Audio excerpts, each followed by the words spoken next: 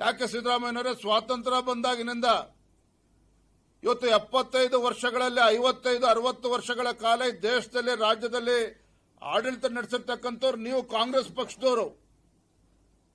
ಒಂದೇ ಕುಟುಂಬದವರು ಇವತ್ತು 50 ವರ್ಷಗಳ ಕಾಲ ಆಡಳಿತ ನಡೆಸಿದ್ದಾರೆ ಕೇಂದ್ರದಲ್ಲಿ. ಇಷ್ಟು 2025ರಲ್ಲೂ ಕೂಡ ಸಿದ್ದರಾಮಯ್ಯನವರಿಗೆ ಅಥವಾ ಕಾಂಗ್ರೆಸ್ ಪಕ್ಷಕ್ಕೆ ಈ ದೇಶದಲ್ಲಿ ರಾಜ್ಯದಲ್ಲಿ ಹಿಂದುಳಿದ ವರ್ಗಗಳಿಗೆ ಪರಿಷ್ಠ ಜಾತಿ ಪರಿಷ್ಠ ಪಂಗಡಗಳಿಗೆ ಇವತ್ತು ಅನ್ಯಾಯ ಆಗ್ತಾ ಇದೆ ಅಥವಾ ಆಗಿದೆ ಅಂತ ಹೇಳಿದ್ರೆ ಅದಕ್ಕೆ ಹೊಣೆಗಾರರು ಯಾರು? ಭಾರತೀಯ ಜನತಾ ಪಾರ್ಟಿ ಅಲ್ಲ, ಕಾಂಗ್ರೆಸ್ ಪಕ್ಷದಲ್ಲಿರುತ್ತದೆ ಹೊಣೆಯನ್ನು ಹೊರಬೇಕಾಗ್ತದೆ. ರಾಜ್ಯದ ಮುಖ್ಯಮಂತ್ರಿಗಳು ಸಿದ್ದರಾಮಯ್ಯನವರು ಯಾವುದೋ ಭ್ರಮೆನಲ್ಲಿದ್ದಾರೆ. ಇವರೊಬ್ಬರೇ ಹಿಂದುಳಿದ ವರ್ಗಗಳ ಚಾಂಪಿಯನ್ ಅಹಿಂದ ಲೀಡರ್ ಅಂತ ಹೇಳ್ಕೊಂಡಿದ್ದಾರೆ. ಆ ಭಾವನೆಯಲ್ಲಿದ್ದಾರೆ. ಬಹುಶಃ ಮರ್ತು ಬಿಟ್ಟಿದ್ದಾರೆ ಸಿದ್ದರಾಮಯ್ಯನವರು. ನರೇಂದ್ರ ಮೋದಿಜಿಯವರು 2001ರಿಂದ 2014ರವರೆಗೆ ಸತತವಾಗಿ ಗುಜರಾತ್ ರಾಜ್ಯದ ಮುಖ್ಯಮಂತ್ರಿಗಳಾಗಿ ಆ ರಾಜ್ಯದಲ್ಲಿ ಅಭಿವೃದ್ಧಿ ಕೆಲಸ ಕಾರ್ಯಗಳನ್ನು ಮಾಡಿದರು. 2014ರಿಂದ 2025 ಕಳೆದರೂ ಸಹ 11 ವರ್ಷಗಳಿಂದ ನಿರಂತರವಾಗಿ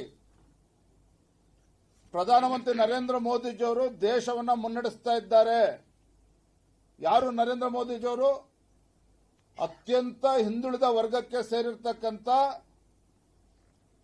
ಒಬ್ಬ ಸಾಮಾನ್ಯ ವ್ಯಕ್ತಿ. ಯಾವುದೇ ರಾಜವಂಶಸ್ಥರ ಕುಟುಂಬ ಅಲ್ಲ, ಯಾವುದೇ ಒಂದು ರಾಜಕೀಯ ಕುಟುಂಬದ ಹಿನ್ನೆಲೆಯಿಂದ ಬಂದಿರತಕ್ಕಂಥವರಲ್ಲ, ಅಥವಾ ಸಿದ್ದರಾಮಯ್ಯನವರು ನಿಮ್ಮ ತರ ಅದೃಷ್ಟದ ಮುಖ್ಯಮಂತ್ರಿನೂ ಅಲ್ಲ, ಲಾಟರಿ ಟಿಕೆಟ್ ಮುಖ್ಯಮಂತ್ರಿನೂ ಅಲ್ಲ. ತಮ್ಮ ಪರಿಶ್ರಮದಿಂದ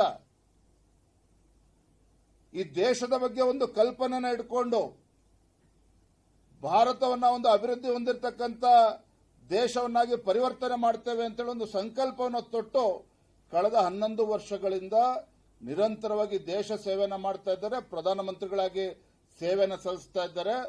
ಅತ್ಯಂತ ಹಿಂದುಳಿದ ವರ್ಗಕ್ಕೆ ಸೇರಿರ್ತಕ್ಕಂಥವ್ರು.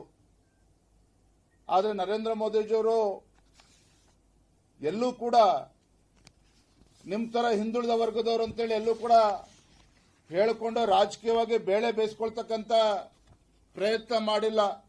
ಅದರ ಬದಲಾಗಿ ನರೇಂದ್ರ ಮೋದಿಜಿಯವರು ಸಬ್ಕಾ ಸಾಥ್ ಸಬ್ಕಾ ವಿಕಾಸ್, सबका विश्वास और सबके प्रयास के साथ ಅಂತೇಳಿ